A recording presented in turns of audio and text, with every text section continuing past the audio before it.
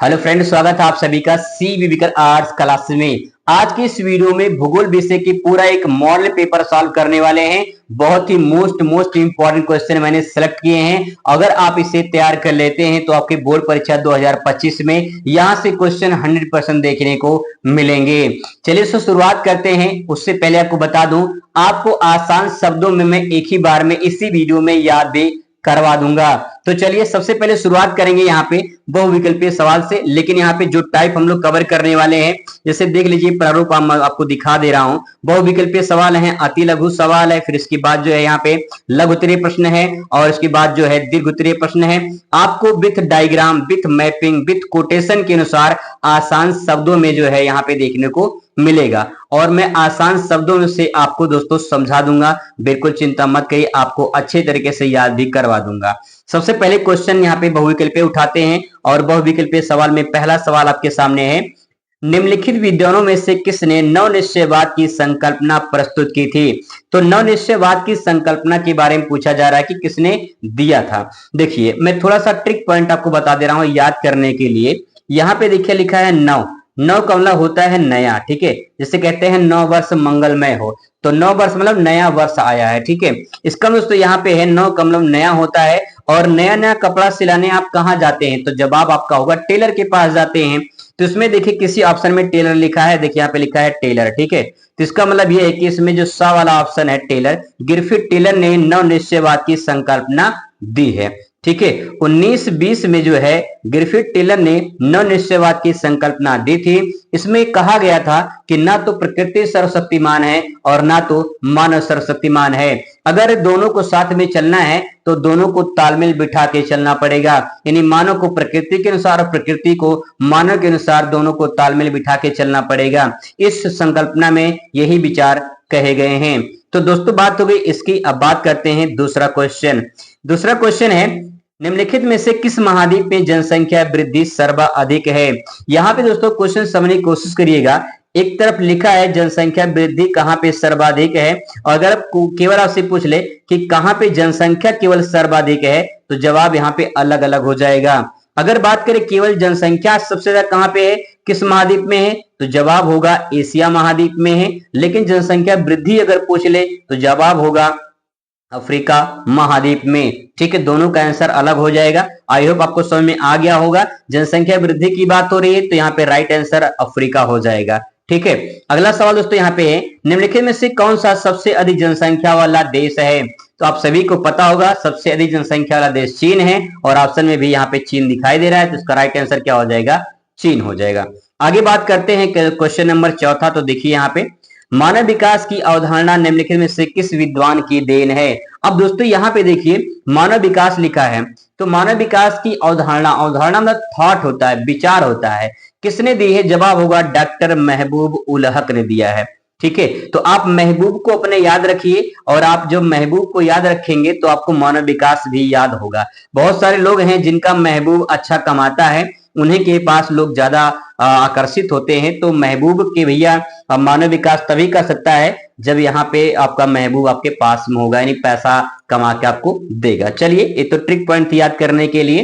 Question number अगला देखते हैं दोस्तों यहाँ पे, निम्नलिखित में से किस प्रकार की कृषि खट्टे रसदार फलों के लिए कृषि की जाती है? तो भूमध्यसागरीय कृषि जो होती है ये खट्टे रसदार फलों के लिए जो यहाँ पे कृषि की जाती है। देखिए थोड़ा सा मैं आपको बता दूं, जैसे देखिए पृथ्वी हो गया, ये 0 डिग्री ये भूमध्य रेखा हो गया, ठीक है। और यहाँ पे 23.5 डिग्री नॉर्थ कर्क रेखा, 23.5 डिग्री साउथ मकर रेखा।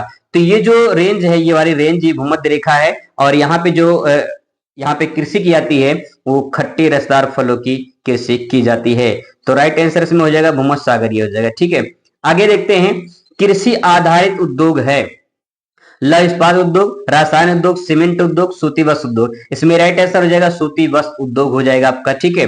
चलिए बात करते हैं अगले क्वेश्चन पे। अगला क्वेश्चन है, वे कार्य जिनमें उच्च परिमाण और उच्च स्तर वाले अन्वेषण सम्मिलित होते हैं क्या कहलाते हैं? तो अन्वेषण में होता है खोज करना, रिसर्च करना, तो ये आपका चतुर्थ क्रियाकलाप के अंतर्गत आ जाएगा, ठीक है। आगे बात करते हैं, सूरज नहर किसको जोड़ती है? तो भैया सूरज नहर जोड़ती है लाल सागर और भूमध्य सागर को, और आप इस डायग्राम को आप देख सकते हैं अफ्रीका महाद्वीप, ये अफ्रीका महाद्वीप हो जाएगा, ठीक है, अफ्रीका महाद्वीप, इधर है लाल सागर और इधर है भूमध्य सागर। इन दोनों को यहाँ पे जोड़ रहा है सुएज नहर। तो आपका जवाब होगा सुएज नहर जो है ये भूमध्य सागर और लाल सागर को जोड़ता है। ये काफी इंपॉर्टेंट है और आपसे एग्जाम में पूछा जा सकता है, तो इसीलिए आप अच्छे से एक बार विथ मैपिंग के अनुसार आप इसे समझ सकते हैं। चलिए अब बात करते हैं यहाँ पे अति लघु क्वेश्चन की, क्योंकि 8 क्वेश्चन आपके बहुकेल पे पूछे जाएंगे और 8 क्वेश्चन आपका पूछा जाएगा अति लघु। तो यहाँ पे क्वेश्चन आपके सामने है, विश्व के नहीं 2 समुद्री पत्तन बंदरगाहों का उल्लेख कीजिए। समुद्री पत्तन या बंदरगाह का मतलब होता है जहां पे समुद्र के जहाज, जो समुद्र में जहाज चलते हैं पानी वाले, वो जहाज जिस तट पर आके रुकते हैं उसी को पत्तन या बंदरगाह के नाम से जाना जाता है। इंग्लिश में इसे सी पोर्ट के नाम से जाना जाता है। तो दोस्तों यहाँ पे विश्व का पूछा है तो संघाई और लंदन और बहुत सारे हैं, आप उसे भी लिख सकते हैं जो भी यहाँ पे आपको ध्यान में आपको आए, ठीक है। लेकिन मैंने यहाँ संघाई और जो है लंदन इसलिए लिखा है क्योंकि यहाँ पे आप इसे लास के नाम से याद कर सकते हैं, ठीक है, लास के नाम से याद कर सकते हैं। तो लास में लास से लंदन और सात से जगह संघाई, ठीक है। चलिए अब बात करते हैं अगले क्वेश्चन पे, और अगला क्वेश्चन दोस्तों आपके सामने है, पार महाद्वीपीय रेल मार्ग क्या होता है, इसको समझना है। तो देखिए यहाँ पे लिखा है पार महाद्वीप, मतलब महाद्वीप तो समझ में आ रहा होगा, स्थल का एक बहुत बड़ा भूखंड उसे महाद्वीप कहते हैं। जैसे एशिया, अफ्रीका, उत्तरी अमेरिका, नॉर्थ अमेरिका, ये सब महाद्वीप के अंतर्गत आते हैं। और लिखा है आगे यहाँ पे पार, पार का मतलब होता है, देखिए पार एक छोर से दूसरे छोर पर जाना, पार महाद्वीपीय हो जाएगा। चूंकि यहाँ पे रेल मार्ग लिखा है तो रेल मार्ग के द्वारा एक छोर से यानी महाद्वीप के एक छोर से दूसरे छोर पे जाना पार महाद्वीपीय रेल मार्ग के नाम से जाना जाता है। इसको देखिए यहाँ पे लिख सकते हैं कि महाद्वीप के एक छोर से दूसरे छोर को जोड़ने वाले रेल मार्ग को पार महाद्वीपीय रेल मार्ग के नाम से जाना जाता है। अगर आपको पूरा नंबर लेना है तो छोटा सा ये मैपिंग आपको जरूर करना है। अगर आप ये मैपिंग कर देंगे तो आपको फायदा जरूर मिलेगा, पूरा का पूरा नंबर दोस्तों आपको यहाँ पे मिल जाएगा। बात करते हैं अगले क्वेश्चन पे कि चतुर्थक क्रियाकलाप सेवाओं का वर्णन कीजिए। तो यहाँ पे आपने नाम सुना होगा प्रथम, द्वितीय, तृतीयक और इसके बाद है चौथा क्रियाकलाप। चौथा जो क्रियाकलाप होता है इसके बारे में चर्चा हम लोगों ने किया है। तो यहाँ पे देखिए चतुर्थक क्रियाकलाप के अंतर्गत उन क्रियाओं को सम्मिलित किया जाता है जो अनुसंधान पर या विकास पर आधारित होते हैं। अनुसंधान का होता है रिसर्च करना, ठीक है, और जब भाई रिसर्च होगा तो विकास होगा, डेवलपमेंट होगा। ये सब कहाँ पे किस में अध्ययन किए जाते हैं, जवाब होगा चतुर्थक क्रियाकलाप में। आप जैसे के रूप में लिखेंगे परामर्शदाता, विश्वविद्यालय शिक्षक, शोध करने वाले रिसर्च करने वाले और जो प्रबंधक होते हैं। अगर आपका विद्यालय प्राइवेट होगा तो प्राइवेट विद्यालय का एक मैनेजर होता है जिसे प्रबंधक के नाम से जाना जाता है। तो ये सब आते हैं चतुर्थक क्रियाकलाप में, ठीक है। आगे बात करते हैं दोस्तों, अगला क्वेश्चन आपके सामने है, किन्हीं 2 कृषि आधारित उद्योग का नाम लिखिए। तो सूती वस्त्र उद्योग, कपास पहले उत्पादन होता है कृषि में, रुई से धागा बनता है, फिर धागे से जो है सूती वस्त्र तैयार किया जाता है, तो सूती वस्त्र हो जाएगा। चीनी उद्योग में आपका जैसे गन्ना से फिर चीनी बनेगा, तो यहाँ पे 2 आपके कृषि आधारित उद्योग हो जाएंगे, ठीक है। चलिए बात करते हैं अगला टॉपिक, यहाँ पे बागाती कृषि को रोपड़ कृषि के नाम से जाना जाता है। तो अगर बागाती पूछे तब भी आंसर ये होगा और अगर रोपड़ पूछता है तब भी आंसर वही होगा। तो यहाँ पे दोस्तों बात करें आपको कि बागाती या रोपड़ कृषि जो है इसकी 2 विशेषताएं बताना है या फसलों के नाम आपसे पूछ ले। तो देखिए पहली विशेषता यह है कि इसमें पूंजी जो है अधिक लगती है और कुशल श्रमिकों की आवश्यकता होती है, पहला पॉइंट। दूसरा ये है कि कृषि बड़े क्षेत्रों में की जाती है। मतलब दोस्तों ये है कि जो बागाती कृषि होती है, रोपड़ कृषि होती है, ये इसके लिए पूंजी नहीं, पैसा अधिक आपके पास होना चाहिए। और कुशल श्रमिक का मतलब ये है कि जैसे मान लो चाय की खेती करना है, तो चाय की खेती करने में आपको कितना उसमें सिंचाई करना है, कैसे उसमें पौधों को जो है संरक्षण करना है, किस प्रकार से पौधों को रोपाई करना है, किस प्रकार से चाय की जो है सुरक्षा करनी है। तो ये कुशल श्रमिक, कुशल जिसके पास जानकारी हो, नॉलेज, तो उसको जो कहते हैं कुशल श्रमिक, ठीक है। कृषि की जो है बड़े क्षेत्रों में की जाती है, जैसे कि 1 बीघा 2 बीघा में नहीं की जाती है, ये बड़े क्षेत्रों में की जाती है ताकि अधिक से अधिक जो है व्यवसाय किया जा सके, क्योंकि इसका उद्देश्य होता है व्यवसाय करने के लिए।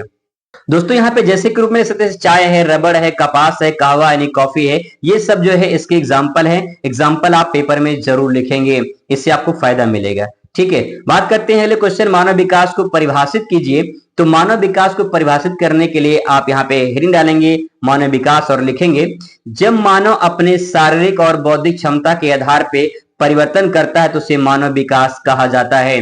मैं आपको एग्जाम्पल के माध्यम से समझाता हूं। मान लीजिए कोई व्यक्ति है जो बीमार है, ठीक है, कोई व्यक्ति है जो बीमार है और कोई ऐसा व्यक्ति है जो पूरी तरह से स्वस्थ है। तो यहाँ पे दोनों में, जैसे मान लीजिए इसका नाम ए है, इसका नाम बी है, और जो ए वाला है ये बीमार है, जो ए वाला है ये बीमार है और ये पूरी तरह से स्वस्थ है। तो दोनों में सबसे ज्यादा विकास कौन कर पाएगा? आपका जवाब होगा बी वाला कर पाएगा, क्योंकि ये स्वस्थ है और ये दूसरा पहला वाला जो है ये बीमार है। तो इसका मतलब दोस्तों ये है जिसका शरीर अच्छा हो, ठीक है, पहला पॉइंट, और जिसका बौद्धिक क्षमता नहीं, दिमाग काम कर रहा हो, वो अपने शारीरिक और बौद्धिक क्षमता के आधार पे कुछ ना कुछ परिवर्तन करता है, अपने जिंदगी में बदलाव करता है, कुछ नया पाता है। तो उसी को मानव विकास कहते हैं, क्योंकि जब मानव कुछ नया करेगा, कुछ अलग करने की कोशिश करेगा, तभी विकास होता है और उसी को मानव विकास के नाम से जाना जाता है। आई होप आपको समझ में आया होगा। बात करते हैं जनसंख्या घनत्व को परिभाषित कीजिए। क्वेश्चन बहुत ही इंपॉर्टेंट है जनसंख्या घनत्व, और इसको समझने की कोशिश करेंगे आप लोग। यहाँ पे देखिए लिखा है, किसी भी क्षेत्र में प्रति वर्ग किलोमीटर पे निवास करने वाले व्यक्तियों की संख्या को जनसंख्या घनत्व के नाम से जाना जाता है। मान लीजिए कोई एक क्षेत्र है, ठीक है, इस क्षेत्र में जो है जितने 1 किलोमीटर एरिया में, ठीक है, 1 किलोमीटर स्क्वायर एरिया में जितने व्यक्ति निवास करेंगे उन व्यक्तियों की संख्या को जनसंख्या घनत्व के नाम से जाना जाता है। इसका फार्मूला होता है जनसंख्या घनत्व बराबर जनसंख्या बटे क्षेत्रफल, ठीक है। चलिए अगला क्वेश्चन तो यहाँ पे है कि मानव भूगोल को परिभाषित कीजिए। तो देखिए मानव भूगोल को परिभाषित करने के लिए कैसे परिभाषित करेंगे? मानव और भौतिक पर्यावरण के अंतर संबंधों के अध्ययन को मानव भूगोल कहा जाता है। इस बात को मैंने छोटा सा यहाँ पे डायग्राम बनाया है, आप इसको ऐसे भी समझ सकते हैं। एक तरफ प्रकृति है, यानी आप पेड़ को प्रकृति मान लीजिए, एक तरफ मानव है, ठीक है। यहाँ पे जो ये एरो है, मतलब ये तीर जो है ये दिखा रहा है कि पर्यावरण जो नहीं, पेड़ जो है इसका असर मानव पे पड़ रहा है, और फिर इसके बाद जो है जो ये तीर है इसका असर जो है पेड़ पे पड़ रहा है। मतलब ये दोस्तों ये है कि पेड़ का असर मानव पे और मानव का असर पेड़ पे पड़ रहा है। इसी दोनों अंतर संबंध के अध्ययन को मानव भूगोल कहा जाता है। इस बात को जो है यहाँ पे और जो है सही बताने के लिए यहाँ पे रटजर के अनुसार एक परिभाषा लिखी गई है। आप इसको आसान शब्दों में याद कर सकते हैं कि जो मानव भूगोल है ये मानव समाजों और धरातल की बीच संश्लेषित अध्ययन है। यानी जो मानव भूगोल है इसका मतलब ये है कि मानव भूगोल में देखा जाए तो मानव कहाँ रहती है? समाज में रहती है, और ये समाज कहाँ रहता है? धरातल पे रहता है। तो समाज जब पूरा धरातल पे रहता है तो धरातल का संबंध समाज से, और समाज का संबंध मतलब कि मानव का समाज जो है वो धरातल से, और धरातल का संबंध मानव से होगा। इन दोनों की अंतर संबंध को जो कहते हैं मानव भूगोल। और यहाँ पे संश्लेषित पर जोर दिया गया है। संश्लेषित का मतलब होता है यहाँ पे जुड़ा होना, ठीक है। तो आप मुझे बताइए क्या मानव पृथ्वी के साथ जुड़ा है या नहीं है? बिल्कुल जुड़ा है, और उसी के साथ जो है क्रिया करता है पृथ्वी के साथ में। तो कहने का मतलब दोस्तों ये है कि मानव का असर जो है पृथ्वी पर और पृथ्वी का असर मानव पे, इन्हीं दोनों अंतर संबंधों को मानव भूगोल के नाम से जाना जाता है, ठीक है। आई होप आपको समझ में आया होगा। अब बात करते दोस्तों यहाँ पे जो है लघुत्तरीय प्रश्न की। जो लघुत्तरीय प्रश्न दोस्तों यहाँ पे है वो है मानव भूगोल की विचारधारा का वर्णन कीजिए। तो ये क्वेश्चन हम लोग अगली वीडियो में कवर करेंगे, ताकि जो है आप बोर ना हो और थोड़ा थोड़ा